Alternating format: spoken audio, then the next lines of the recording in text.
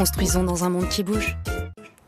Alexandra, vous me faites froid là avec votre robe. On va vous chercher un petit chandail là, regardez. Allez, très bien. Mais vraiment, je vous assure, il faut pas. là, parce qu'on aimerait vous garder toute la semaine quand même. Allez, très bien. On va se couvrir un peu. Là, qu'est-ce que c'est que ça? Oh là là, et ce n'est que le début. C'est vrai? Bon. C'est ça, en fait, ce n'est que le début. C'est vraiment le fait marquant. C'est que vous allez avoir froid au moins, jusqu'à la fin de la semaine, voire le début du week-end, température glaciale. Et si vous êtes exposé au vent, il faut en moyenne enlever moins 5 degrés par rapport à la température enregistrée sur le thermomètre. Des températures glaciales.